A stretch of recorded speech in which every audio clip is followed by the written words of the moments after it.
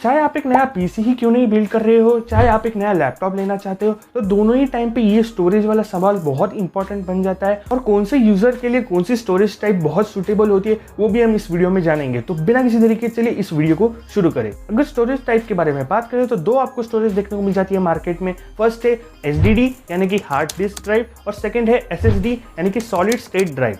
इन दोनों में step by step फर्क जान लेते हैं। सबसे पहले आते हैं SSD के ऊपर। SSD बहुत पुरानी टाइम से चलती आ रही वाली स्टोरेज टाइप है, मतलब ऑलमोस्ट 50 ईयर्स हो गए इस स्टोरेज टाइप को, और बहुत ही रिलायबल स्टोरेज टाइप है ये। और आपको एक प्लस पॉइंट है इस स्टोरेज टाइप का, आपको बहुत सस्ते दाम में एक अच्छी खासी स्टोरेज देखने को मिल जाती है। फॉर एग्जांपल, अगर आप एक मार्केट में जाओगे और 1 TB SSD लेना चाहते हो तो आपको 3 to 5,000 के बीच में आपको ये स्टोरेज टाइप देखने को मिल जाएगी। 1 TB बहुत अच्छी एक अमाउंट होती है स्टोरेज टाइप के लिए, और ये इस प्राइस में मिल रही है तो एक प्रकार का एक वैल्यू फॉर मनी आपको ये दे देता है। पर उसी टाइम पे आपको इसमें थोड़े नेगेटिव पॉइंट्स भी देखने को मिलेंगे।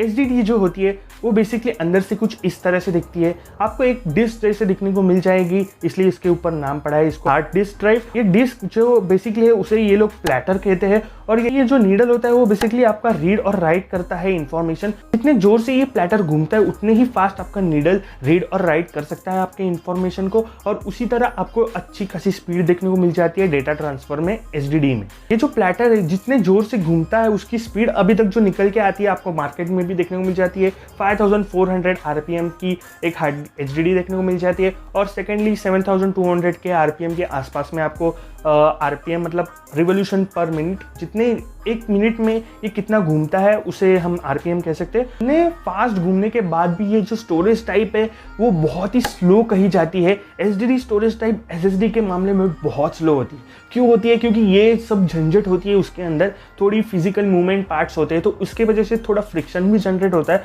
और उसके लाइफ स्पैन में भी फर्क पड़ता है, प्लस उसकी जो स्पीड होती है उसमें भी फर्क पड़ता है। तो ये इस स्टोरेज टाइप का जरूर एक नेगेटिव पॉइंट आता है। ऊपर से अगर सेकंड नेगेटिव पॉइंट के बारे में बात करूँ इस स्टोरेज टाइप के ऊपर, तो ये इसकी साइज है। साइज इसकी आपको बहुत बड़ी देखने को मिल जाती है। अगर आप SSD से कंपेयर करोगे इसकी साइज तो बहुत छोटी हो जाती है SSD वाली साइज। इसको जो डेटा ट्रांसफर करने के लिए केबल्स आते हैं वो है SATA वाले केबल्स है, SATA 1, SATA 2, SATA 3, आपने सुने भी होंगे। तो इससे ही आपके डेटा ट्रांसफर हो जाते हैं इन केबल्स की तरफ से। अब आते हैं हमारे SSD के ऊपर। आज मैंने बोला था SSD बहुत स्लो होती है और SSD बहुत फास्ट होती है। और अगर आप सुन रहे होंगे कि थोड़ी बहुत ही डिफरेंस होगा दोनों में, तो ऐसा बिल्कुल भी नहीं है। SSD 7 गुना फास्टर होती है SSD से। अब ऐसा बोलेंगे आप, क्यों, मतलब इतना फास्ट क्यों? इतना ऊपर से साइज भी SSD की कम होती है जैसे हमने पहले डिस्कस किया था।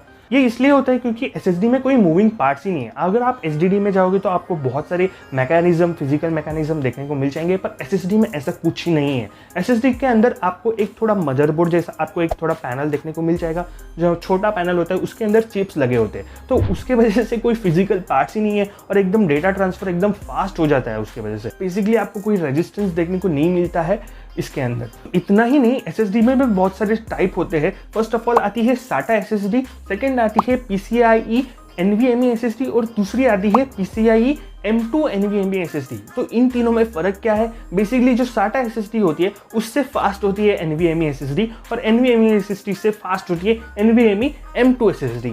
इतना ही फर्क है, उनके स्पीड से ही फर्क रहता है। और साइज का भी थोड़ा फर्क है। अगर आप SATA SSD को देखोगे तो उसकी साइज थोड़ा SSD से आपको मिलती जुलती दिखेगी, पर अगर आप NVMe और खास करके M2 SSD को देखोगे तो उसकी जो साइज है आपको बहुत पतली निकल के आ जाएगी, बहुत छोटी होती है उनकी साइज। मैं इतने टाइम से बोल रहा हूँ ये SATA SSD है और ये M2 SSD है। इन दोनों का मतलब क्या है? बेसिकली SSD को जो केबल्स यूज होते हैं SATA 1, SATA 2, SATA 3 data transfer के लिए, वही केबल्स SATA SSD को यूज होते हैं, इसलिए उसके SATA SSD कहा जाता है। बेसिकली जहाँ पे आप SSD लगाते हो, अगर आप उसे निकाल के SATA SSD लगा दो तो वो कंपैटिबल हो जाती है आपके लैपटॉप के अंदर, या फिर आप PC हो आप वहाँ पे कंपैटिबल हो जाती है। और दूसरी तरफ जाए ये M2 और NVMe SSD क्या है, तो ये भी एक प्रकार के डेटा ट्रांसफर के लिए टर्म्स यूज किए जाते हैं। जैसे SSD में SATA होता है, वैसे यहाँ पे M2 का एक स्लॉट देखने को मिल जाता है, तो उसके हिसाब से वो SSD बहुत फास्ट हो जाती है, क्योंकि SSD पहले से ही बहुत फास्ट है और उसको ट्रांसफर करने वाली मैकेनिज्म भी बहुत फास्ट है।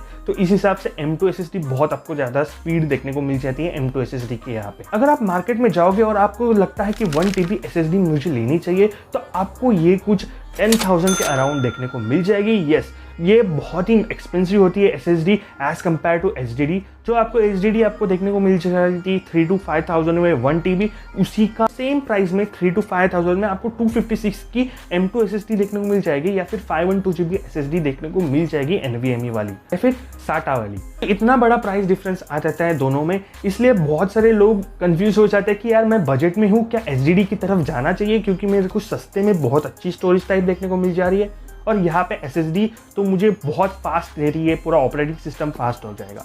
तो अगर आप मार्केट में जा रहे हो और इसमें आप कंफ्यूजन हो, तो मैं बोलूँगा इन दोनों का एक आइडियल कॉम्बिनेशन आता है कि थोड़ी सी SSD लेनी है और 1 TB की HDD लेनी है। फॉर एग्जाम्पल 256 GB वाली आपने SSD ले ली और 1 TB वाली आपने HDD ले ली। अभी आपको क्या करना है, आपका जो C ड्राइव होता है जिसके अंदर आपका ऑपरेटिंग सिस्टम लोड होता है, बेसिकली सबका C ड्राइव में ही होता है, तो वो आपको SSD में क्रिएट करना है और बाकी जो वाले फोल्डर्स है वो आपको HDD में क्रिएट करना है। तो उसके वजह से क्या होगा, जो C ड्राइव अपना ऑपरेटिंग सिस्टम जहाँ पे लोडेड है वो आपका बहुत फास्ट हो जाएगा, आपका ऑन ऑफ टाइम बहुत अच्छे से देखने को मिलेगा, सारी चीज़ें आपको फास्ट होगी। और HDD में है आपके पास सारे ड्राइव्स तो है ही ऑलरेडी, तो उसे आप एज अ स्टोरेज के लिए यूज़ कर सकते हो। तो मेरे ख्याल से ये एक आइडियल कॉम्बिनेशन है, और आप 512 GB SSD और 1 TB HDD के साथ भी जा सकते हो, आपके बजट के ऊपर है वो बेसिकली। इसमें भी थोड़े एक्सेप्शंस है, अगर आप एक गेमर हो और या फिर आप एक वीडियो एडिटर हो तो ये आपके लिए कॉम्बिनेशन बिल्कुल भी नहीं है। आपको इस टाइम पे,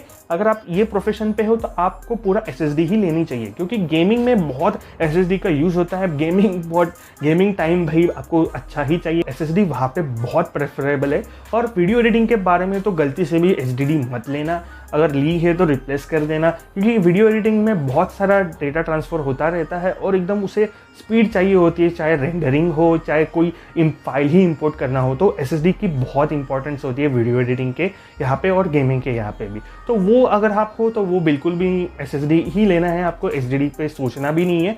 और पर अगर आपको सिर्फ स्टोरेज ही ज़्यादा चाहिए, मूवीज़ डाउनलोड करके रखनी है, वीडियोस डाउनलोड करके रखनी है, तो मैं बोलूँगा आइडियल कॉम्बिनेशन के यहाँ पे चाहिए SSD और HDD का। तो ये थी पूरी की पूरी वीडियो, आपको पसंद आई होगी होप सो, और पसंद आई होगी तो एक लाइक ज़रूर मार के जाना, और अगर आपको और वीडियोस नए देख रहे हैं तो सब्सक्राइब कर दो इस चैनल को, उससे इस साइड में बहुत मोटिवेशन मिलती है। अगर प्रोसेसर्स के कन्फ्यूजन में हो आपको कौन सा अच्छा प्रोसेसर लेना चाहिए, तो आप मेरी ये वाली वीडियो देख सकते हो। और बाकी किसी मिलते हैं अगले वीडियो में, तब तक के लिए स्टे ट्यून, वंदे मातरम।